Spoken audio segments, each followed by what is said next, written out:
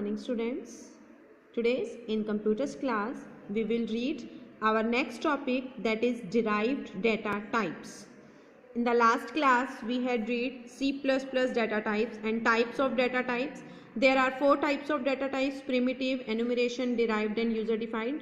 Primitive data types के बारे में हमने पढ़ा था, उनकी साइज, उनकी डोमेन, उनके रेंज के बारे में, डाटा टाइप्स के नेम के बारे में. नेक्स्ट हमारा टाइप है डाटा टाइप का derived data type. Derived that means नाम से ही पता लग रहा है जो बटा हुआ है. This category of data types involves composite elements that are a collection of primitive data types. इस कैटेगरी के जो डाटा टाइप्स होते हैं उनके अंदर कॉम्पोजिट एलिमेंट्स होते हैं जो कि कलेक्शन होते हैं प्रिमिटिव डाटा टाइप्स के. दैट मीन्स हमने जो प्रिमिटिव डाटा टाइप्स पढ़ी थी जैसे char, short signed, short unsigned short, इन सब का जो कलेक्शन होता है, उनके जो मिले जुले कॉम्पोजिट एलिमेंट्स होते हैं उन्हें कहा जाता है डिराइव्ड डाटा टाइप्स. उसी के साथ नेक्स्ट है it can have range of values that depends upon the primitive data types associated with each item of composite elements. इसकी वो रेंज, जो इसकी रेंज होती है वो डिपेंड करती है हमारे प्रिमिटिव डाटा टाइप्स पे जो कि हम एसोसिएट करते हैं हर एलिमेंट के लिए. Usually the types of data inside the derived data elements are the same. जो यूजुअली जो डाटा टाइप्स होती हैं हमारी, जो डाटा डिराइव्ड डाटा टाइप्स के साथ जुड़ी हुई होती हैं, उनके जो एलिमेंट्स के टाइप्स होते हैं वो ऑलमोस्ट सेम होते हैं. Arrays and pointers are the prime examples of derived data types. Arrays और पॉइंटर्स जो C++ के फंक्शंस हैं वो हमारे प्राइम एग्जांपल्स हैं, एक एग्जांपल्स के तौर में यूज किए जाते हैं डिराइव्ड डाटा टाइप्स में. क्लियर. नेक्स्ट है हमारा enumerated data type. Enumerated data types, it is a user defined data types which can be assigned some limited values. Enumerated data types ऐसी डाटा टाइप्स होती हैं जिन्हें असाइन करते हैं user, assign करते हैं जिन्हें कुछ लिमिटेड वैल्यूज के साथ. Such values are defined by user at the time of declaring the enumerated types. वो values define की जाती हैं यूजर के द्वारा जब हम enumerated data types को डिक्लेयर करते हैं. दैट मीन जब हम प्रोग्रामिंग के टाइम पर इसे यूज करते हैं, उन्हें बनाते हैं, उस वक्त पर इनकी वैल्यूज जो है वो डिफाइन की जाती हैं. enum is an example of this category of data types. enum जो है वो enumerated data types का एग्जाम्पल है. Next data type is user defined data types. User defined data types नाम से पता चल रहा है जिन डाटा टाइप्स को यूजर डिफाइन करते हैं. This is more complex from the data types that might be the collection of heterogeneous data elements. Some of its examples are structure, union, class etcetera.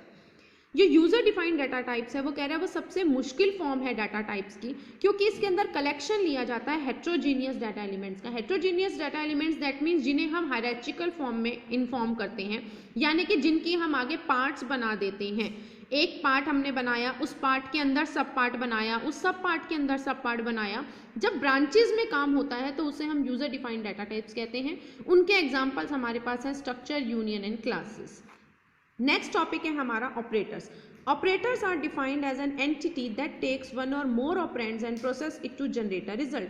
Operators को हम define करते हैं एक ऐसी entity के रूप में जिसमें एक से ज़्यादा ऑपरेंड्स के ऊपर परफॉर्म किया जाता है. दैट मीन्स ऑपरेटर्स का मतलब जो हम मैथमेटिकल फंक्शंस जो अप्लाई करते हैं, जिन वैल्यूज़ पे अप्लाई करते हैं उन्हें ऑपरेंड्स कहा जाता है, और जो फंक्शंस अप्लाई किए जाते हैं उन्हें ऑपरेटर्स कहा जाता है.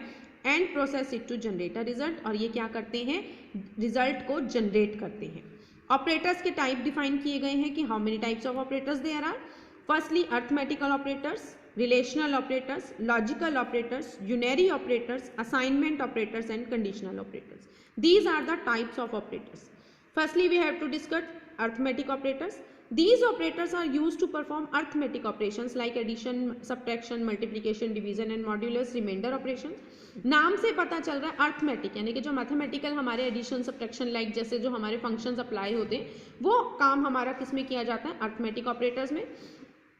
ऑफ दीज ओनली मॉड्यूल्स, यानी कि जो रिमाइंडर होता है, जैसे हम डिवीजन के टाइम पे जो रिमाइंडर काउंटेबल होता है हमारा, operations works only on integers. ये हमारा किस में मोस्टली काम करता है, इंटीजर्स में, यानी कि नंबर की फॉर्म में. ऑब्वियसली जब रिमाइंडर निकाला जाएगा वो नंबर्स की फॉर्म में होगा, डेसिमल फॉर्म में नहीं होता है.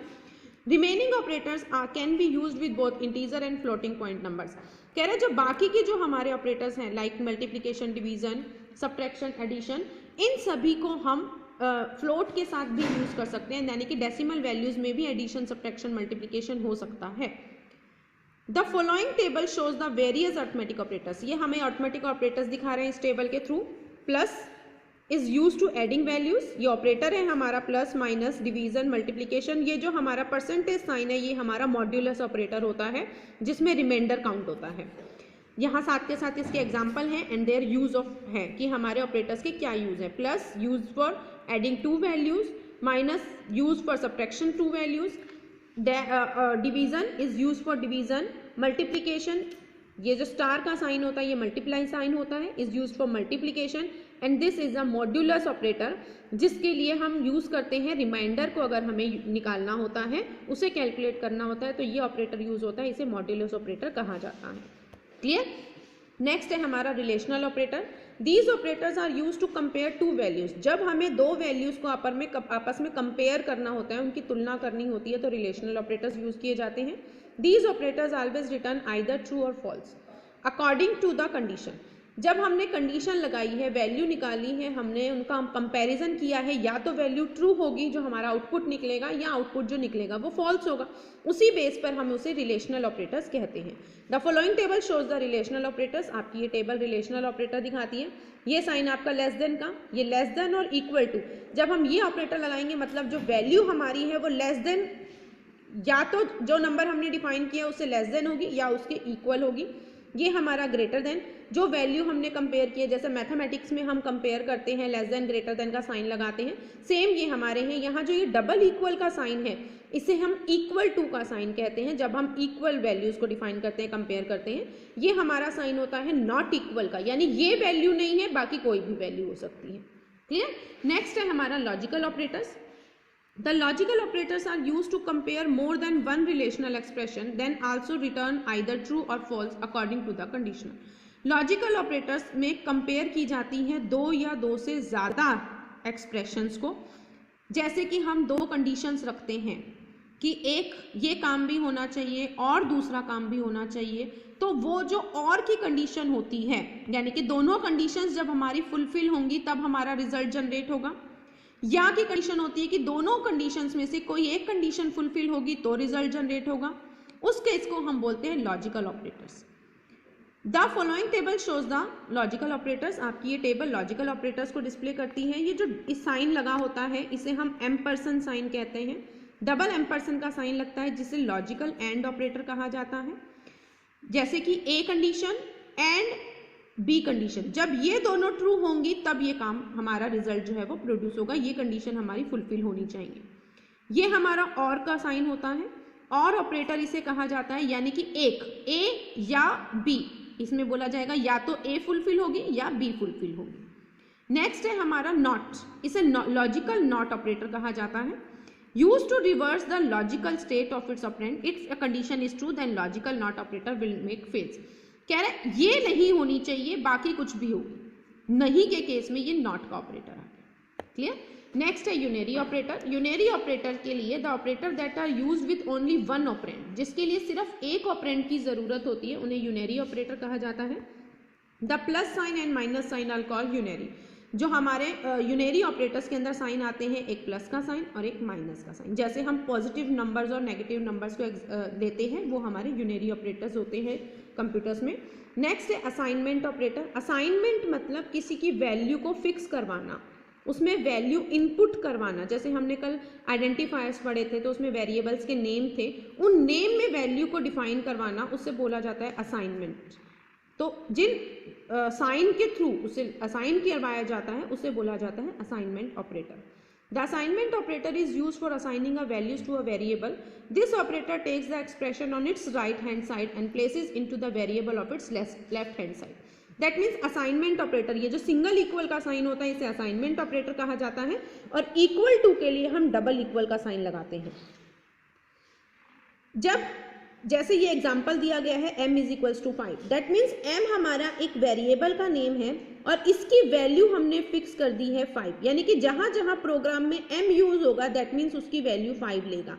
तो जो लेफ्ट साइड के अंदर, जो हमारा लेफ्ट साइड में वेरिएबल का नेम है, उसके अंदर वैल्यू स्टोर हो जाती है जो हम इक्वल के राइट साइड में लिखते हैं। कह रहा है this operator takes the expression on its right hand side and places into the variable on its left hand side, यानी कि ये वैल्यू जो हम यहाँ लेते हैं एक्सप्रेशन के जो राइट हैंड साइड में वैल्यू होती है वो किस में जाके स्टोर होती है, एक्सप्रेशन के लेफ्ट हैंड साइड में, यानी कि m के अंदर 5 की वैल्यू फिक्स हो जाएगी। The above expression stores the value 5 in m variable, ये क्या करेगा, m के अंदर वैल्यू 5 को फिक्स कर देगा, स्टोर कर देगा। नेक्स्ट है conditional operator. Conditional operator is also called ternary operators. Conditional operators को हम टर्नरी ऑपरेटर्स भी कहते हैं।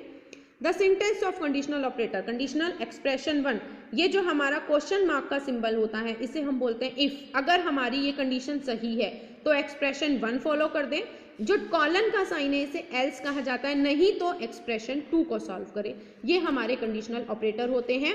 जो हमारा साइन है ये क्वेश्चन मार्क का और ये कॉलन का, इसे कहा जाएगा अगर ट्रू है तो ये कर देगा, फॉल्स है तो एक्सप्रेशन 2 को फॉलो करेगा। If the value of condition expression is true then the expression 1 will be evaluated, otherwise expression 2 will be evaluated. कह रहा है अगर आपकी कंडीशन, ये आपने जो कंडीशन लगाई है वो ट्रू हो जाती है तो एक्सप्रेशन 1 इसका रिजल्ट बनेगा, आंसर बनेगा।